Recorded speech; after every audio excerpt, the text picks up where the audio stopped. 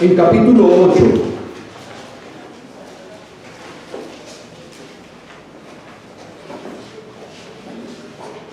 Y vamos a estar mirando el desenlace de este capítulo, la parte final. Ya hemos hablado de él en domingos anteriores.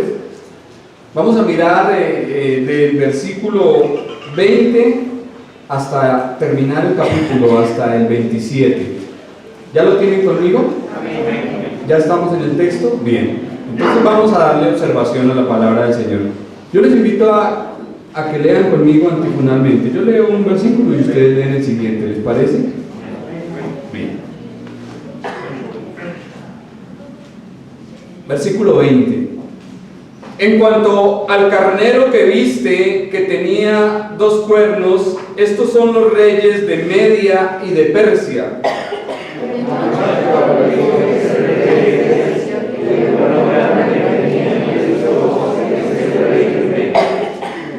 Y en cuanto al cuerno que fue quebrado y sucedieron 4 en su lugar, significa que 4 reinos se levantarán de esa nación, aunque no con la fuerza de él.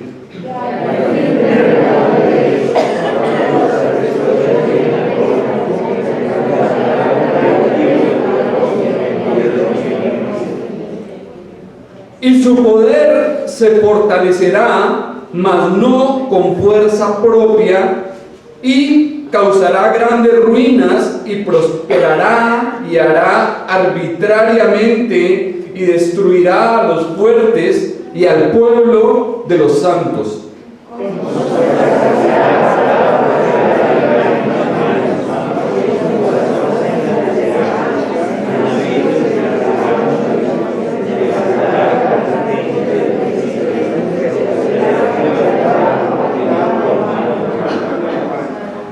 Bueno, los que van muy rápido, por favor, bajar la velocidad, y los que van muy lento, subirla un poquito para que se escuche más al unísono, ¿vale?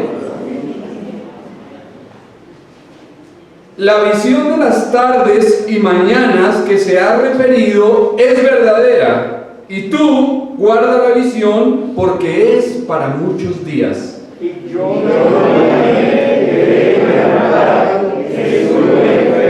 algunos días, y cuando compadecí, adivino que yo soy el rey, pero estaba trasplantado a causa de la visión y no la que. Bien.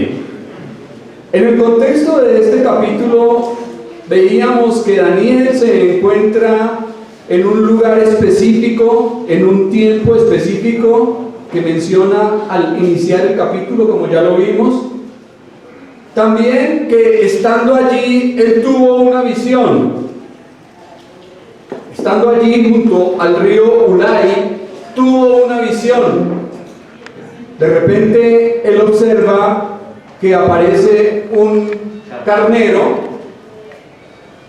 que era muy fuerte, muy poderoso. Nos decía al comienzo que nada podía resistirlo, que hacía como quería. Tenía 2 cuernos, este carnero, pero que luego aparece un macho cabrío con un cuerno grande que hiere al carnero, lo derriba, lo echa por tierra, lo vence, lo derrota. ¿Sí? Correcto, ahí vamos. Decíamos que ese carnero representa el imperio de los medopersas. 2 cuernos, Media y Persia. ¿Sí? Es la misma imagen que Daniel observó en el capítulo anterior del oso devorando carne, que se alzaba más de un lado que del otro. Y decíamos que los persas en su momento fueron más poderosos que los medos. Luego hablábamos del macho cabrío y decíamos que quién es representado por a quién representa ese animal. Al imperio griego o greco-macedonio. Y decíamos que ese cuerno, este macho venía prácticamente que volando, no pisaba tierra en la visión de Daniel. y hablábamos de la velocidad con que Alejandro Magno conquistó y abarcó, extendió su reino y sus dominios, pero ocurrió algo en la vida de este hombre, y es que murió de una manera repentina e inesperada, relativamente muy joven. El cuerno de aquel macho cabrío se quebró, ¿sí? Y en su lugar, ¿qué sucedió? Cuatro cuernos. Y decíamos que esos cuatro cuernos representan a los cuatro generales de Alejandro Magno, en los que se dividió su reino: Lisímaco, Seleuco, Casandro y Ptolomeo. Pero veíamos también que de entre esos cuatro cuernos de este macho cabrío, luego que el cuerno grande es quebrado, surge un cuerno pequeño. Y decíamos que fue de la línea de los Seleucidas, un hombre llamado Antíoco Epífanes. Antes de Cristo se manifestó, fue un dictador terrible que demostró un odio satánico contra el pueblo de Dios, masacró a miles de judíos, fue al lugar santísimo, al templo, y allí levantó un ídolo de su dios pagano. También sacrificó sobre el altar un cerdo y derramó su sangre en aquel sitio, profanando el lugar, porque el cerdo, nosotros sabemos por la palabra de Dios que era considerado o es considerado para los judíos un animal inmundo. Entonces hizo esto en forma de burla, en forma de escarnio, para manifestar su odio y su ira contra el judaísmo y contra lo que Dios había establecido.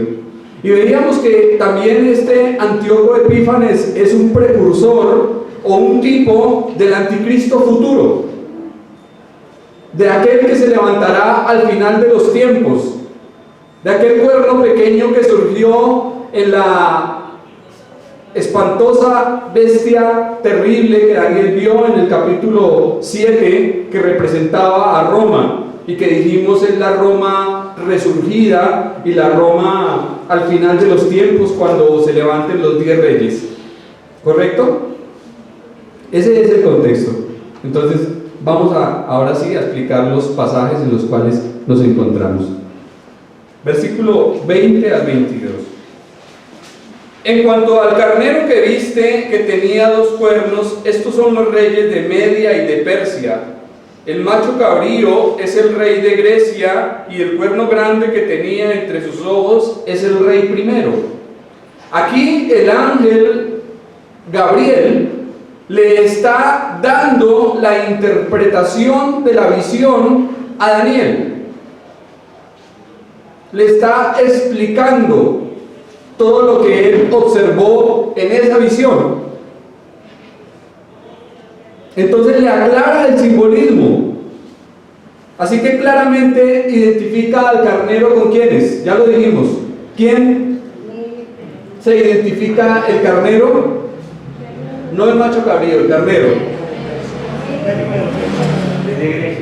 Media y Persia, correcto.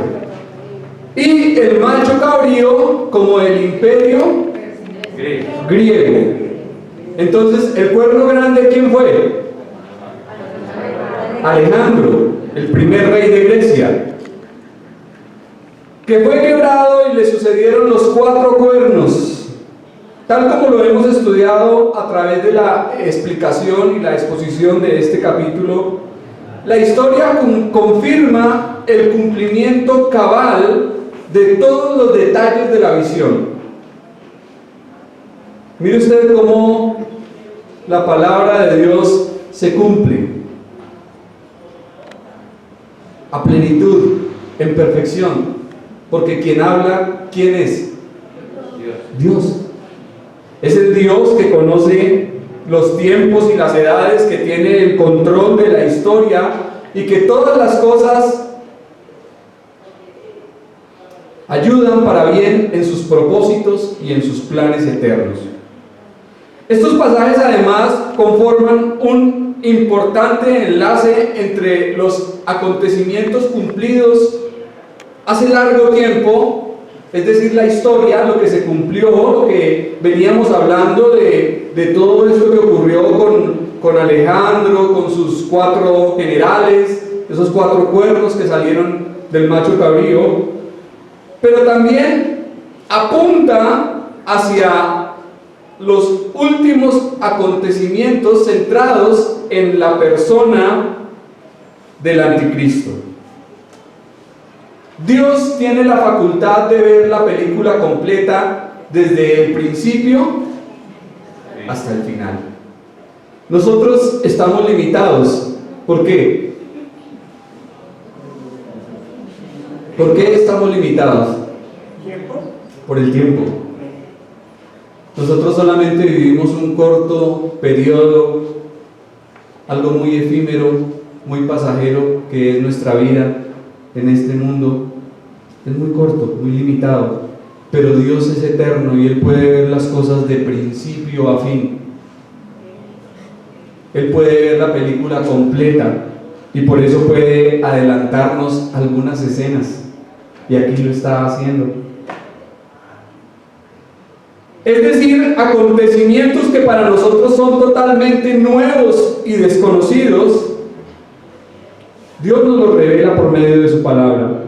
Nosotros hablamos del pasado, del presente y del futuro, pero cuando hablamos del futuro, ¿cómo lo hacemos? Nos aventuramos a hablar algo que tal vez no va a suceder, porque el futuro para nosotros es incierto.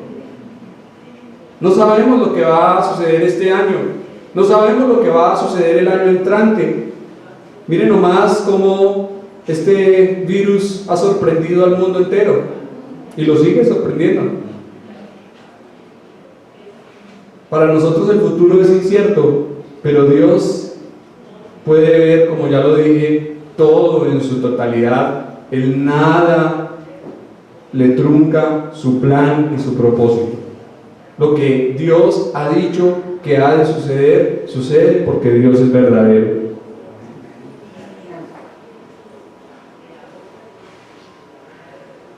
Dios existe fuera del tiempo.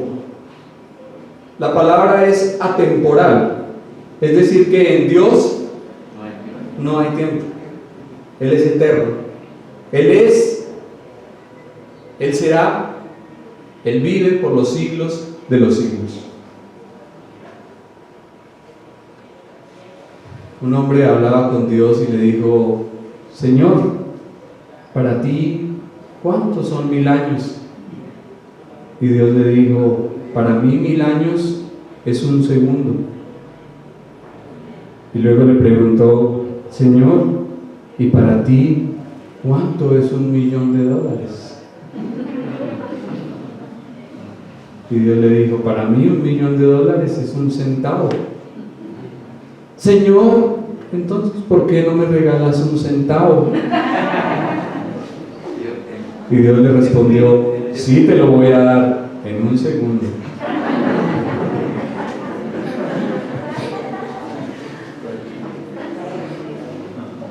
En Isaías capítulo 55 encontramos: porque mis pensamientos no son vuestros pensamientos, ni vuestros caminos mis caminos, dijo Jehová.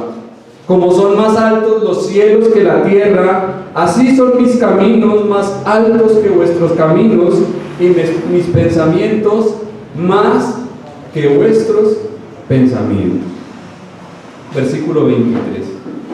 Y al fin del reinado de estos, cuando los transgresores lleguen al colmo, se levantará un rey altivo de rostro y entendido en enigmas.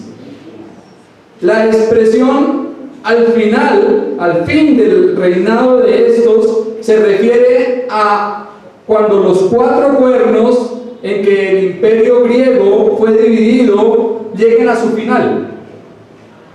Cuando los transgresores lleguen al colmo y el pecado al clímax de su maldad.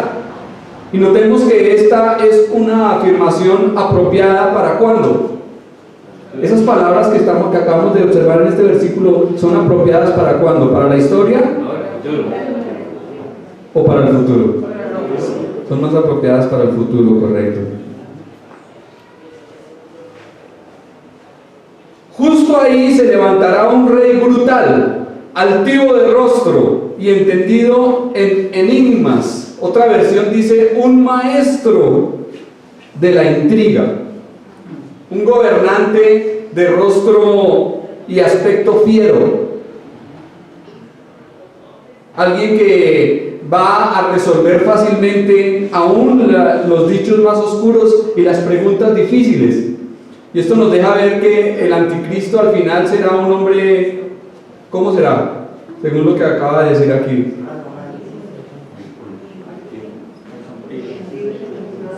Alguien muy ilustre, muy entendido, muy inteligente, muy capaz.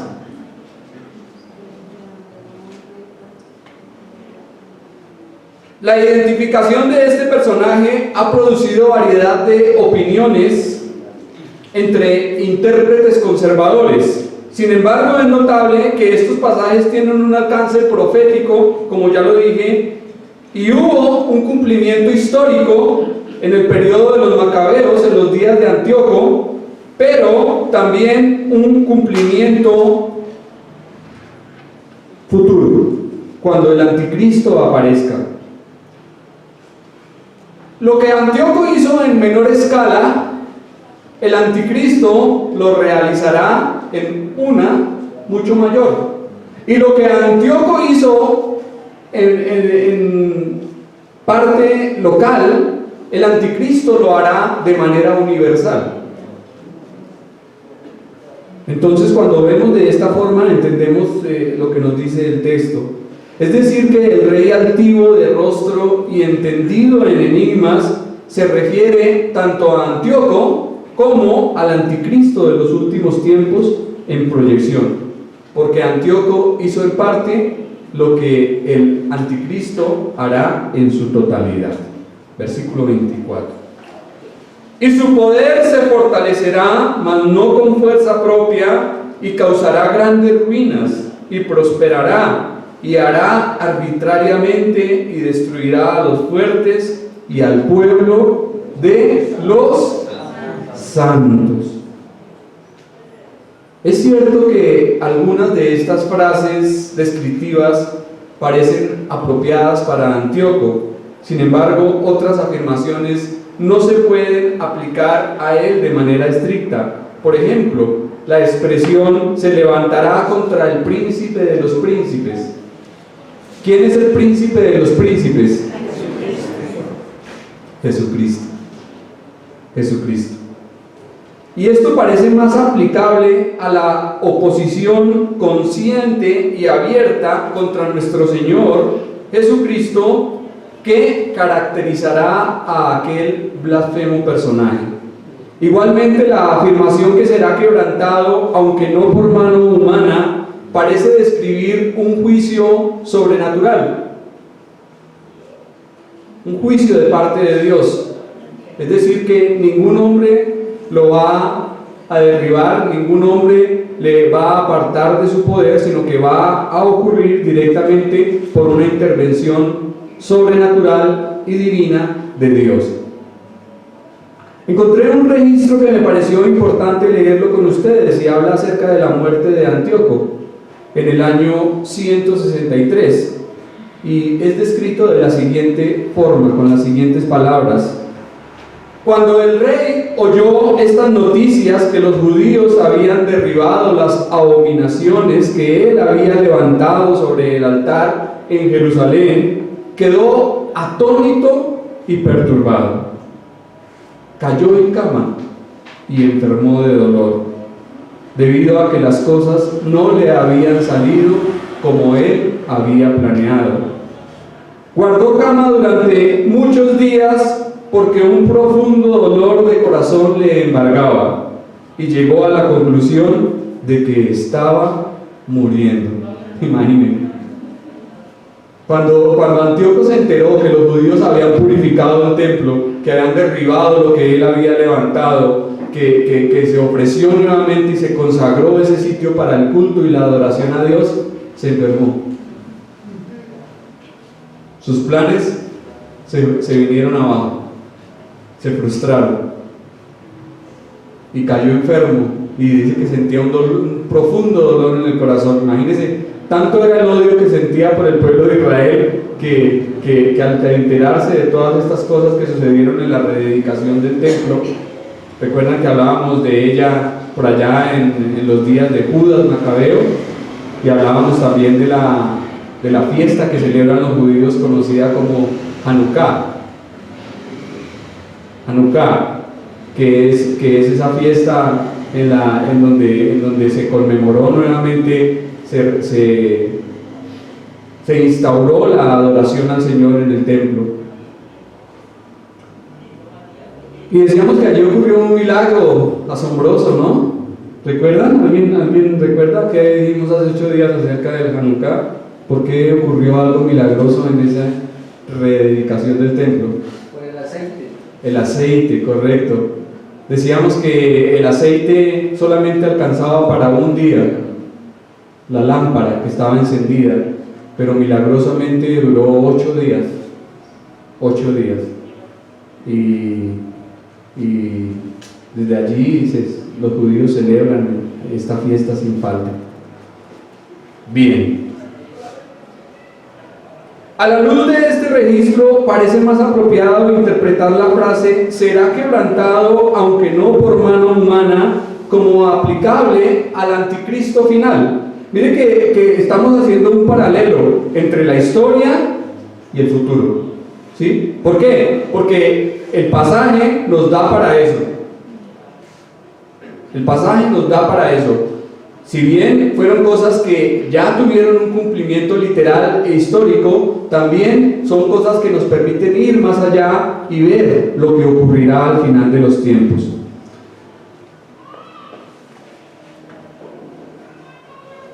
Entonces, esto que será quebrantado, aunque no por mano humana, significa que será destruido sobrenaturalmente en la segunda venida de Cristo. Cuando nuestro Señor regrese nuevamente a la tierra, habrá una batalla. ¿Sabe cómo se llama esa batalla? Armagedón. La batalla de Armagedón, o monte de Meguido.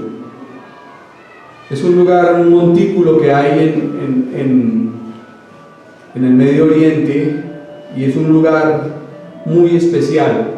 Incluso alguien se paró allí, un gran conquistador, un gran guerrero en la antigüedad, y dijo: este lugar es perfecto para una batalla.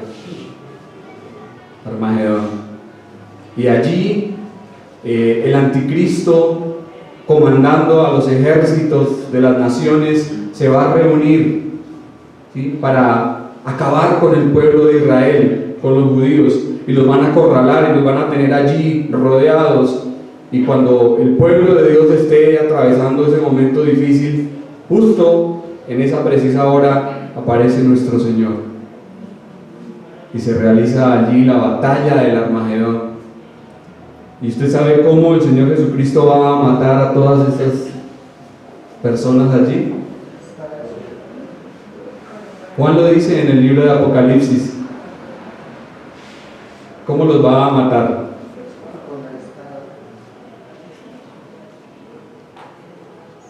Con la espada que sale de su boca, con la palabra. El Señor los va a aniquilar con el solo poder de su palabra. Y Juan describe allí, pues prácticamente batalla, pues bueno, se habla del Armagedón como una batalla, pero realmente el Señor los va a aniquilar con su palabra. Y dice que la sangre de las personas llega hasta el freno de los caballos. Imagínense cuánto tiene un caballo de altura, la parte donde se le pone el freno, pero dice que la sangre va a llegar hasta el freno de los caballos. Y esto lo hará el Señor para vindicar su causa, para mostrar que Él es el Dios de Israel, que Él defiende de su pueblo y que Él finalmente les protegerá y les guardará. Tenemos un contraste aquí entre el príncipe terrenal y el príncipe celestial. Hay un contraste. ¿Qué ocurre con el príncipe terrenal? Está lleno de orgullo, es de carácter feroz, será sagaz y engañoso, se enaltecerá y causará gran destrucción. Mientras que el príncipe celestial, es decir, nuestro Señor Jesucristo, tiene plena autoridad sobre los reyes de la tierra. Tiene poder para derrotar el adversario. No necesita utilizar medios ni recursos humanos para alcanzar sus propósitos. Y contrario al príncipe terrenal, nuestro príncipe celestial es manso y humilde de corazón. Entonces, como reflexión de todo esto, podemos aplicar cuando estemos abrumados por los eventos de este mundo, cuando pasemos por pruebas, sufrimientos, persecuciones, no olvidemos quién tiene la última palabra.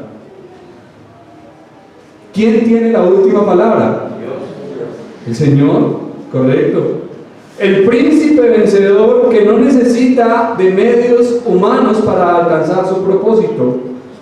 Cristo triunfará rotundamente y lo hará sin armamentos, sin ejércitos, sin aviones de guerra, sin bombas nucleares, sin armas químicas. El Señor tiene el poder para vencer al anticristo y a todos los ejércitos que contra él se levantan. Versículo 25. Con su sagacidad hará prosperar el engaño en su mano, y en su corazón se engrandecerá, y sin aviso destruirá a muchos, y se levantará contra el príncipe de los príncipes, pero que será quebrantado, aunque no por mano humana. En este pasaje nos dice que debido a su astucia y sagacidad, el rey altivo de rostro tendrá éxito en sus propósitos y estratagemas. Es decir, que aparentemente va a prosperar y va a tener éxito y va a vencer por cierto tiempo. Que incluso se levantará contra Cristo, el príncipe de los príncipes, pero será una batalla perdida. Será derrotado sin que intervenga la mano del hombre. Cuando los reyes de la tierra y sus ejércitos se congreguen para guerrear contra Cristo, el jinete del caballo blanco, comandados por la bestia y el anticristo, buscarán vencer, pero allí el Verbo de Dios, el Rey de reyes y Señor de señores, triunfará sobre ellos, los vencerá. Entonces, por más poderosos que parezcan los enemigos, por más fuerte que parezca el adversario, debemos confiar en que nuestro Señor es victorioso y que si estamos en Él y con Él, también nosotros. Amén. Versículo 26. La visión de las tardes y las mañanas que se ha referido es verdadera, y tú guarda la visión, porque es ¿para cuándo? Para muchos días. Aquí el ángel intérprete se refiere a los 2300 días del contexto que hubo entre la profanación del templo y la purificación del mismo. ¿Recuerdan que hablábamos de eso también en el domingo anterior? La profecía de este capítulo tuvo su cumplimiento histórico más de 3 siglos después de haber sido escrita. Es decir, que después de que Daniel escribió esto, pasaron más de 300 años para que se cumpliese. Pero relativamente es poco tiempo para nosotros, ¿no? Sin embargo, notemos que Gabriel continúa insistiendo en que la visión es para muchos días y para el fin del tiempo. Obviamente son palabras que tienen una proyección futura, puesto que encuentran, como ya lo dije, su pleno cumplimiento en la segunda venida de Cristo, cuando venga a establecer su reino eterno sobre la tierra. Y terminamos con el versículo 27. Y yo, Daniel, quedé quebrantado y estuve enfermo algunos días, y cuando convalecí, atendí los negocios del rey, pero estaba espantado a causa de la visión y no la entendí. No hay duda en que la visión que Dios le mostró a Daniel, ¿qué le hizo? Lo impactó fuertemente, profundamente, tanto en lo emocional como en lo físico. Y era de esperarse, no era para menos. Quedó exhausto y enfermo por algunos días. Según él, no entendía la visión. Ciertamente Daniel podía relatar y escribir, como lo ha hecho, lo que había visto, lo que había observado y contemplado, pero no podía comprender su significado. Y nada de lo que Daniel había visto en las visiones anteriores podía compararse con los horrores que le fueron desvelados al conocer algo del destino de su amado pueblo Israel. El choque emocional fue tan intenso que quedó quebrantado y enfermo por algunos días. Igualmente, deberíamos nosotros quedar impactados al considerar las asombrosas profecías de la palabra de Dios. Yo no sé hasta qué punto la palabra de Dios le toca a usted, pero todo lo que estamos observando y mirando en este estudio es algo supremamente impactante, fuerte, muy fuerte. Estamos hablando del final de los gobiernos mundiales. Hemos hablado de las visiones que hemos explicado en este capítulo y en los capítulos anteriores han sido tremendas, tremendas. Si a usted eso no le conmueve, si a usted eso no le impacta, entonces no le impacta nada. Permítame decirle. Y aunque es cierto que la palabra de Dios, en la palabra de Dios hay muchas cosas que están más allá de nuestro entendimiento, de nuestra humana comprensión.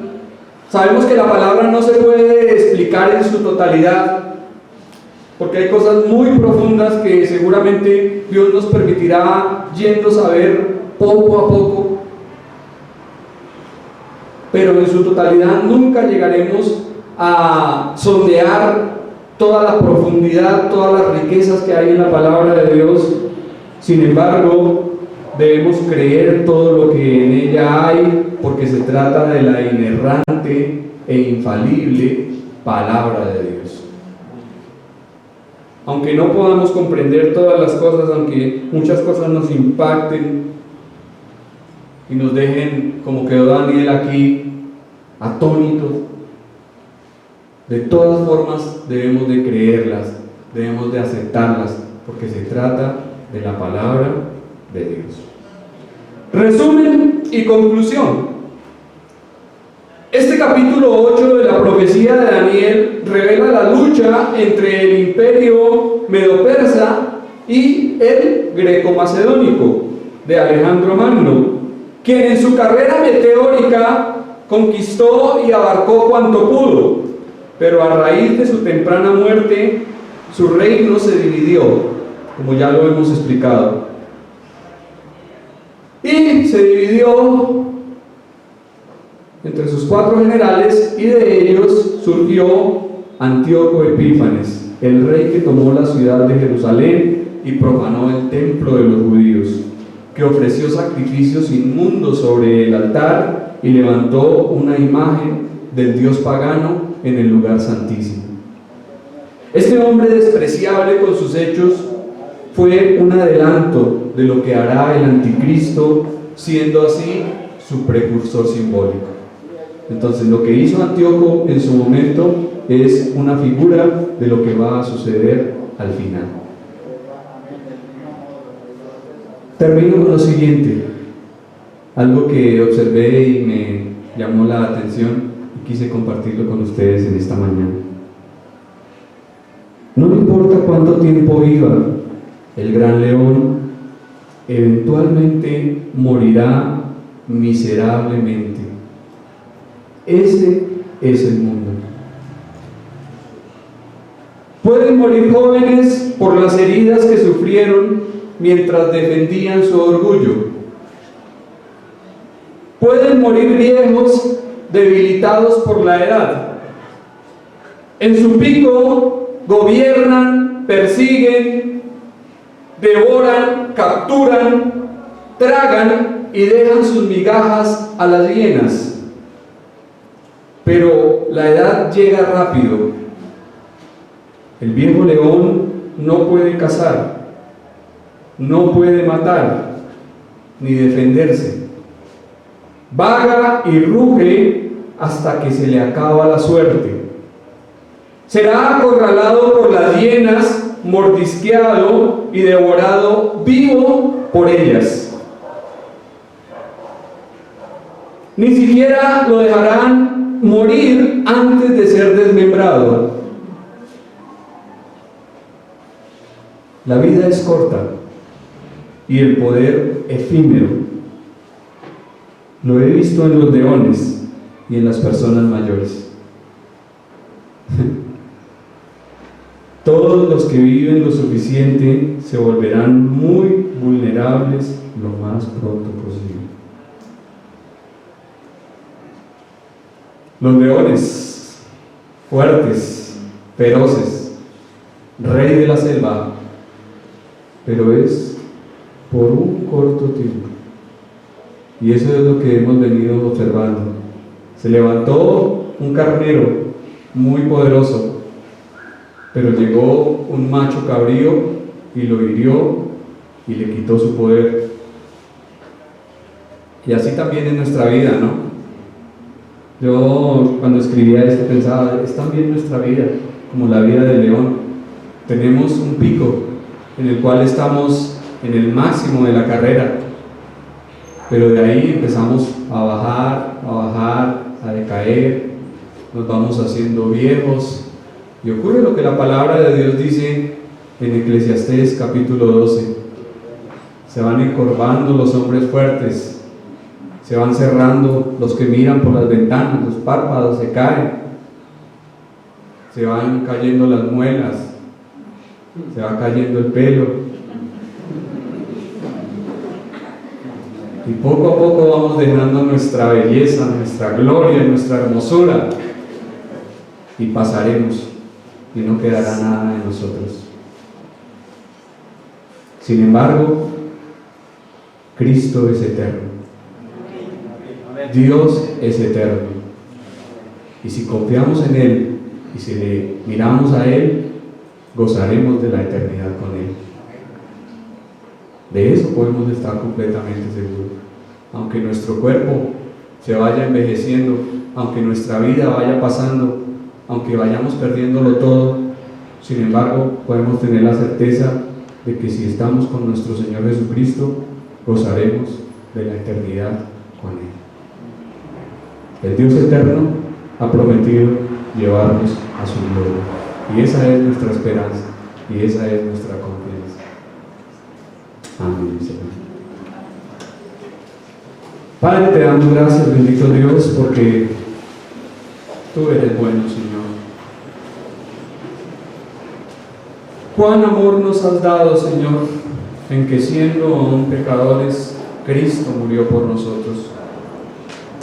Gracias, Señor, porque todo en esta tierra y en esta vida, Señor, es efímero y es temporal. Aún los reinos más grandes y poderosos, aquellos que parece que nunca van a pasar, Señor, han terminado. Y finalmente, Señor, todo pasará, pero tú, Señor, permanecerás para siempre, porque solamente tú eres eterno. Y nosotros, Señor, al confiar en ti, podemos alcanzar la eternidad, podemos tener vida y vida en abundancia, como lo has prometido, Señor. Te damos muchas gracias, Padre, porque tú nos has hecho partícipes de tu santa voluntad al revelarnos tu propósito. Gracias, Señor, porque ahora podemos comprender lo que otros quisieron entender. Señor, hombres tan especiales como lo fue Daniel, gran siervo, leal, valiente, amante de ti, Señor, quiso poder entender lo que nosotros ahora podemos comprender de una manera tan fácil, Señor, porque dices tú en tu palabra, porque escondiste estas cosas de los sabios y los entendidos y se las revelaste a los niños, porque así te agradó, oh Dios. Gracias, Señor, por permitirnos tener la revelación de tu palabra, la iluminación, Señor, para poder entender lo que tú inspiraste por medio de tu Espíritu, y ese mismo Espíritu, Señor, nos guía en toda verdad, en Cristo Jesús, tu Hijo, nuestro amado Salvador. Te damos muchas gracias, Señor.